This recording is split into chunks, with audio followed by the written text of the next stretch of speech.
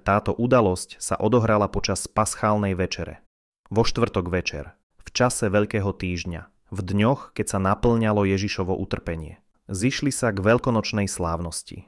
Spasiteľ chcel byť s učeníkmi sám. Vedel, že prišla jeho hodina. On sám je skutočným veľkonočným baránkom a bude obetovaný práve v ten deň, keď sa podávalo sviatočné jedlo. Bol pripravený vypiť kalich hnevu a čoskoro podstúpiť konečný krst utrpenia. A predsa zostávalo mu ešte niekoľko pokojných chvíľ, ktoré chcel venovať svojim milovaným učeníkom. Celý Kristov život bol neustálym prejavom nesebeckej služby. Každý jeho čin svedčil o tom, že neprišiel dať sa obsluhovať, ale slúžiť. No učeníci sa to ešte stále nenaučili. Preto pri tejto poslednej veľkonočnej večeri Ježiš prakticky zopakoval svoje učenie. Nie slovami, ale činom. Činom, ktorý mal navždy zostať v ich pamäti. Tento večer mal Kristus ešte mnoho čo povedať svojim učeníkom. Keby boli pripravení prijať jeho slová, mohli byť ušetrení úzkosti, sklamania a pochybností. Ale Ježiš vedel, že by nezniesli plnú pravdu. Pozrel na nich a neprehovoril ani varovne, ani potešujúco.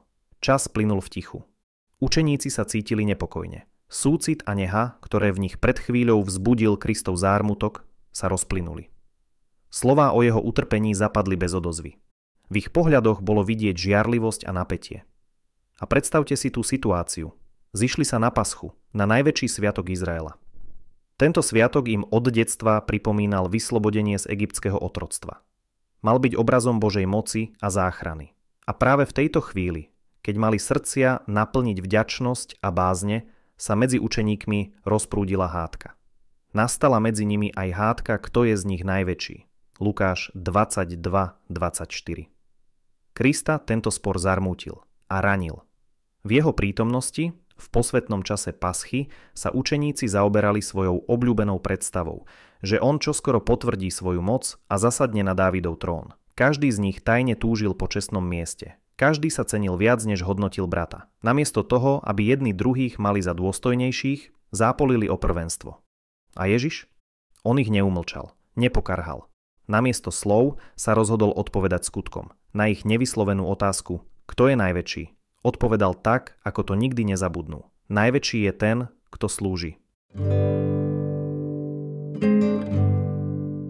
Pri slávnostných hostinách bolo zvykom, že hosťom niekto umyl nohy. Cesty boli prašné, chodili v sandáloch a preto tento úkon patril k základnej pohostinnosti. Aj teraz bolo všetko pripravené. Umývadlo, džbán s vodou aj uterák. Chýbal len ten, kto by sa zohol a poslúžil. Táto služba patrila vždy tomu najnižšiemu. V židovskej tradícii bola považovaná za povinnosť pohanského otroka. Židovský sluha ju vykonávať nemusel. Bola tak ponižujúca, že ju nikdy nevykonával rovnocenný muž inému mužovi. A preto, keď teraz pri stole nebol žiadny sluha, táto úloha mala padnúť na niektorého z učeníkov. Ale nikto z nich sa k tomu nemal. Ich srdcia boli príliš naplnené pýchou a túžbou po prvenstve. Každý cítil, to je pod moju dôstojnosť. Tvárili sa, ako by sa ich to netýkalo. Ale v ich mlčaní sa skrývala neochota skloniť sa pred bratmi. A Ježiš mlčal. Ako mal zasiahnuť do ich myslenia, aby nad nimi Satan nezvíťazil? Ako im ukázať, že nestačí len slovami vyznávať učeníctvo? Ako im dať pocítiť, že skutočná veľkosť sa meria službou lásky a pokory?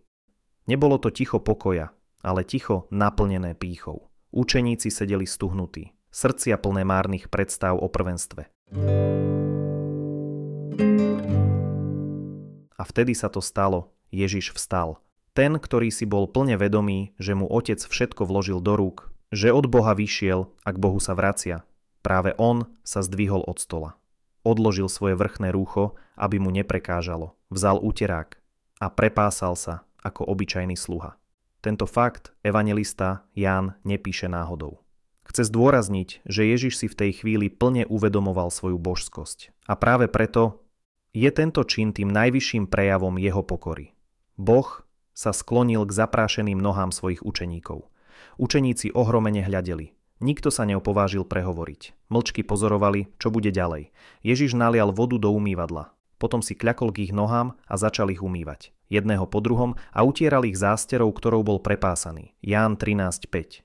Najväčší sa sklonil ako najmenší. Ten, ktorému patrí trón, si kľakol k prachu a špine. Učeníci boli hlboko zahanbení.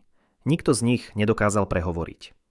Toho, koho mali nazývať pánom, kľačal pri ich nohách, ako obyčajný otrok, ten najnižší, čo len mohol byť. A oni, ktorí sa pred chvíľou hádali o prvenstvo, teraz v tichu cítili váhu vlastného sebectva. Tento čin im otvoril oči. V tom tichu totiž počuli nevyslovené pokarhanie. V jeho službe zrazu spoznali vlastnú pýchu a uvideli sa v novom svetle. Svetle, ktoré im odhalilo, akí malí v skutočnosti sú. Kristus prejavil svoju lásku inak, než čakali. Nebola to láska v slovách ani v prázdnych gestách. Bola to láska, ktorá sa sklonila až k prachu. Aj keď ho ich sebectvo zarmútilo, nekarhal ich tvrdými slovami. Namiesto toho im dal príklad, taký živý a jasný, že ho mali navždy nosiť vo svojej pamäti a vo svojom srdci. Skutočná veľkosť sa prejavuje v službe lásky a tak dal odpoveď na ich otázku, ktorú vyslovili pred chvíľou v hádke. Kto je najväčší? Najväčší je ten, kto sa skloní tam, kde pýcha nikdy nepoklakne. Keď sa Ježiš opásal a sklonil, aby im z nôh zmyl prach, nechcel očistiť len ich chodidlá. Chcel im umyť srdcia a chcel ich zbaviť odsudzenia, žiarlivosti a pýchy. To bolo dôležitejšie než všetka prachová špina, ktorá sa na ich nohách nazbierala z ciest. Pôvodne nebol nikto z nich pripravený na skutočné spoločenstvo s Kristom. Kým ich vnútri vládla pýcha a sebectvo. Nemohli mať účasť na veľkonočnej večeri ani na pamätnej službe, ktorú Kristus práve ustanovoval. Ich srdcia museli byť očistené.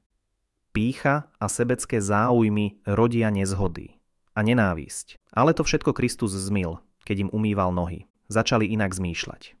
Pri pohľade na nich mohol Ježiš povedať: ste čistí. Teraz boli úprimne zjednotení a jeden k druhému láskaví. Stali sa pokornými a učenlivými. Okrem Judáša bol každý ochotný prenechať prvé miesto inému. A práve teraz s pokorným a vďačným srdcom mohli prijať Kristove slová. Kristovi nasledovníci mali odteraz napodobňovať jeho príklad skromnej služby. Toto je vzor služby, ktorý od nich očakával. Služby zabúdajúcej na seba. Služby lásky, ktorá kladie vlastné záujmy a pohodlie bokom a podriadi ich potrebám a dobru iných. Toto je skutočná láska. Láska, ktorá sa skloní a slúži. Nie emotívny falzifikát, ktorý sa tvári krásne, ale zmizne, keď treba obetovať pohodlie.